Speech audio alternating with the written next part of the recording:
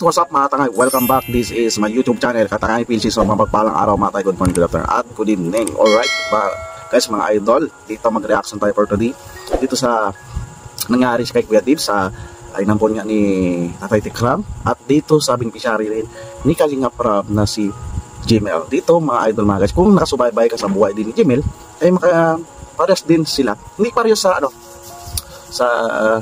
sa nangyari ngayon. Kasi kaibay. Hindi ko sila pinagkumpara mga idol.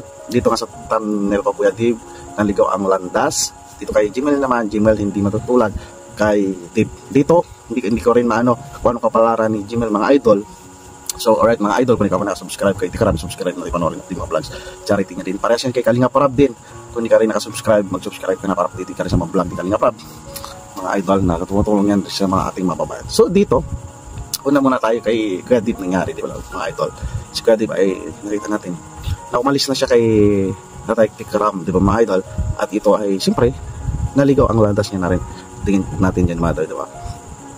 Dahil ganun talaga kung nagpadala si Kuya Dib, di ba?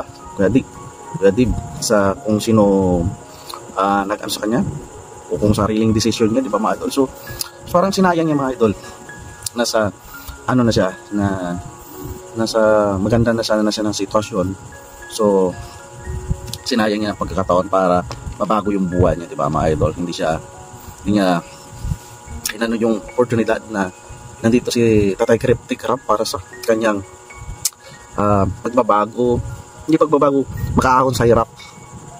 At dito si Tatay Tikram ay hinubog siya, di ba? Walam yun ng kwento ni Kuya Dib.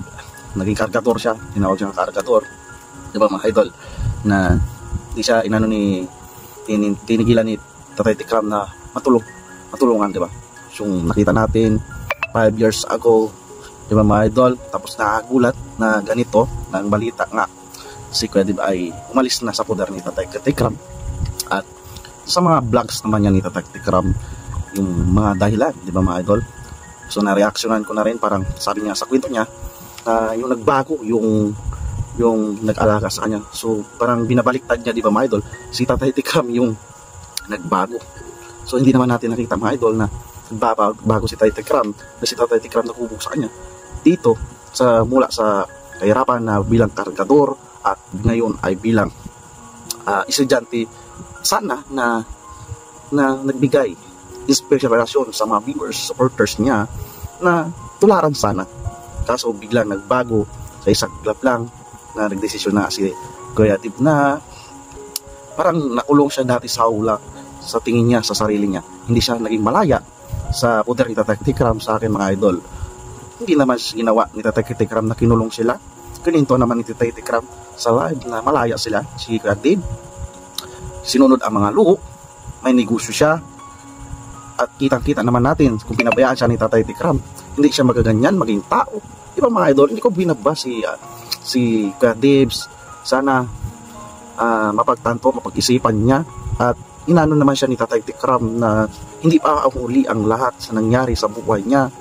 Pwede naman siyang bumalik. Ganon kabait at Tikram family. Welcome pa rin si Kuya Dib. Kaso may mga statement nga siya na paninira kay Tatay Tikram nga mga idol. So masakit yon sa mga supporters, di ba mga idol? So hindi ko naman pinagkumpara siya kay Jimel, di ba mga idol? Dito tayo sa beneficiary ni Kalinga Prab. Si Jimel naman ay simulat sa pool, magulo na rin yun mga idol. Nag-aagawan na rin ng mga sino mag-alaga. Pero mga idol ay hindi rin hinintuan Kalinga Prab si Jimel na mapapunta sa pudar niya mga idol, di ba mga katangay mga guys? Hindi inano rin Kalinga Prab na sana hindi rin maligaw ang landas ni Jimel. May isipan niya na kita namin natin sitwasyon ni Jimel, di ba? Ang pinagkaiba lang dito mga idol, hininto ni Kalinga Prab i-expose si Jimel sa pag-vlog.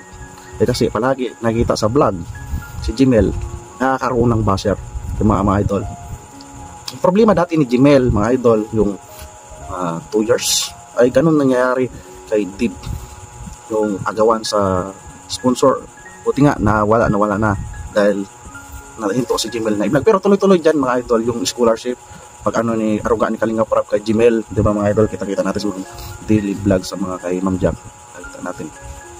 So grabe improvement, diba? Makasing ano lang, lapit lang edad to sila ni Kadib at Jimal, mga idol. Paras din, galing sa hirap, mga idol. Hindi ko sila pinagkumpara, diba? Maging lesson learned ito sa mga beneficiary na natutulungan, mga idol. Magkaroon ng karoon ng utang na loob sa tumulong at bumihis, di ba? Marami mga babae natin, mga bata na hihirap, na gusto mag-aral, gusto guminawa ang buhay mula sa kahirapan, di ba? Dahil lang sa sabi nga ni Kadib, parang nakalaya siya dapat sa likod ni Kadib. At saka pinakaiba dito, mga idol, sa puder ni Tikram ay welcome ang mga friends ni Kadib at mga ninong, banak ito ni Tikram. Yan ang pinakaiba, welcome. Ganon kabait si Tikram, ganon kabait, welcome. Hindi pala alam ni Tikram, tatay Tikram, may mga sariling agenda, plano na pala na nanuan si Kuya Dib, di ba? Dito naman kay Kalinga Prab,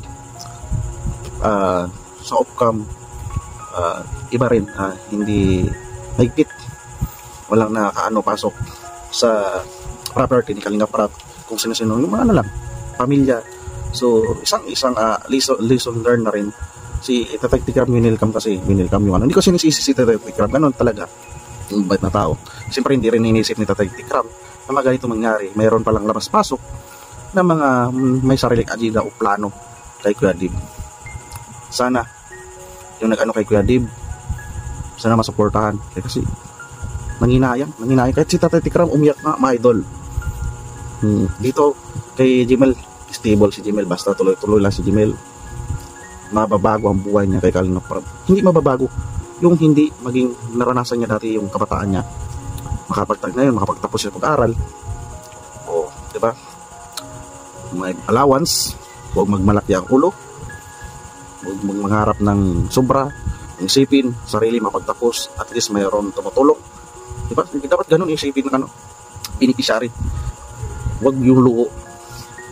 Yan kasi ang simula, ang babago, diba, na idol. Dito kay Kadib, balik tayo, sayang yung pagkakataon kay Tatay Tikram. Sa kwento niya nga, siya pa nag-augas ng hugasin na mga pinagkakainan nila, imbis sila na magsikaso mula pagaling pag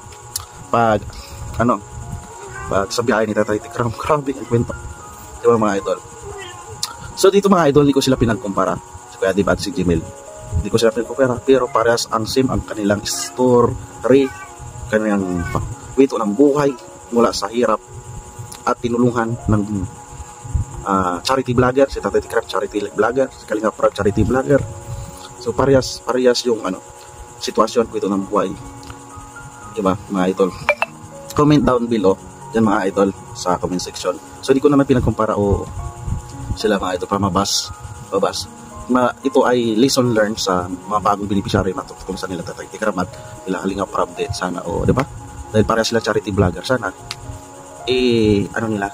i-preserve namin o protektahan din nila yung nakakita sa kanila, diba?